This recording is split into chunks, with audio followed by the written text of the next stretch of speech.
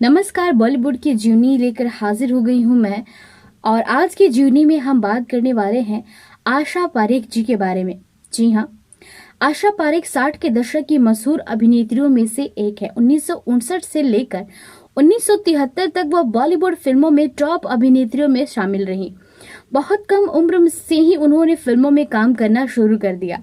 17 साल की उम्र में उन्होंने बतौर अभिनेत्री फिल्म दिल दे के देखो, जो कि शम्मी कपूर के साथ थी, उसमें अभिनय किया और वह फिल्म दर्शकों को बहुत पसंद आई। फिल्म बहुत हिट भी हुई। आशा पारेख जी का भी सफल फिल्मी सफर शुरू हो गया। उन्होंने बहुत सारे अवार्ड भी जीते। उन्होंने बहुत ही उम्दा उम्दा फिल्में की हैं, लेकिन उनकी अपनी पसंदीदा फिल्में हैं दो बहन, चिराग, कटी पतंग, मैं तुलसी तेरे आंगन की। आशा पारेख की चलिए जानते हैं शुरुआती जीवन कैसी थी। वे एक साधारण से मध्यम वर्गीय गुजराती जैन परिवार में जन्मी थी। बचपन में कभी वो डॉक्टर तो कभी आईएएस अधिकारी बनने के बारे में सोचती थी। बहुत छोटी सी उम्र से ही उनकी माताजी ने उन्हें डांस सिखाने के लिए विभिन्न डांस इंस्टीट्यूट में उनका दाखिला कराती रहती थी। वे उन्हें एक अच्छी डांसर बनते देखना चाहती थी। बहुत से डांस के शिक्षकों ने उन्हें डांस की तालीम दी, जिनमें से एक डांस के शिक्षक पंडित बंसीलाल भारती का भी नाम है, जो बहुत ही उच्च कोटि के डांस शिक्षक थे। इस वजह से आशा जी एक बहुत ही मशहूर शास्त्रीय नृत्यांगना बन गई और उन्होंने कई बड़े डांस शो भी किए। वे विदेशों में भी अपना नृत्य शो करने जाती थी।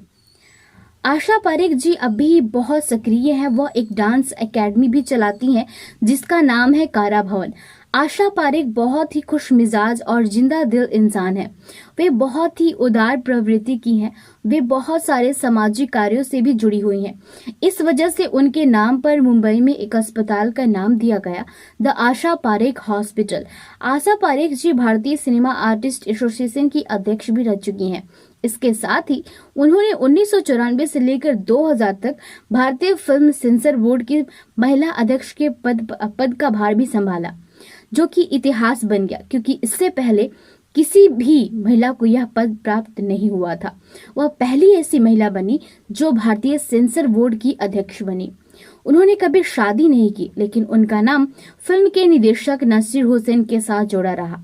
आशा जी ने इस बात को माना कि वे दोनों लंबे समय तक दोस्त से भी बढ़कर थे। उनकी बीवी के मरने के बाद वो अकेलापन के जीवन में व्यतीत कर रहे थे। वे उनसे बात करना चाह रही थी, लेकिन इससे पहले ही 2002 में वो चल बसे। आशा जी आज भी अपने दोस्तों के साथ बातें करना बहुत पसंद करती है। हाल ही में उन्होंने अपना 70वां जन्मदिन सुष्मिता सेन, अरुणा ईरानी के अलावा और भी फिल्मी हस्तियों के साथ मनाया। एक दौर था जब कोई भी अभिनेत्री बॉलीवुड के सुपरस्टार दिलीप कुमार साहब के साथ काम करने के लिए सपने देखती थी, लेकिन आशा जी ने कभी भी दिलीप कुमार के साथ काम करने की अपनी इच्छा नहीं जताई, क्योंकि वो उन्हें उतना पसंद नहीं करती थी।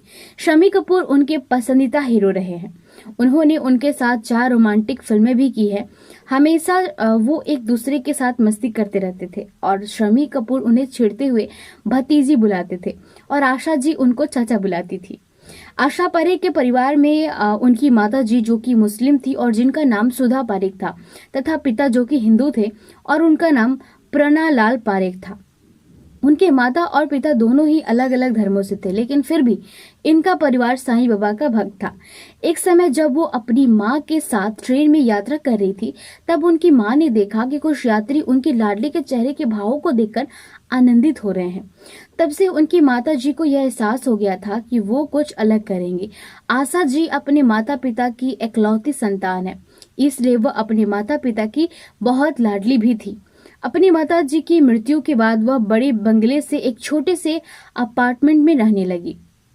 इनके करियर की बात करें तो आशा पारेख जी ने बाल कलाकार के रूप में अपने अभिनय की शुरुआत की सन 1952 में फिल्म आसमान से की। आशा जी ने स्टेज शो किया करती थी और नृत्य स्टेज शो भी किया करती थी। बिमल रॉय जी के निर्देशन में बनी फिल्म बाप बेटी में आशा जी ने अभिनय किया, जो कि 1954 में आई थी। उस वक्त आशा जी बहुत ही छोटी थी। उस समय 10वीं कक्षा में पढ़ती थी।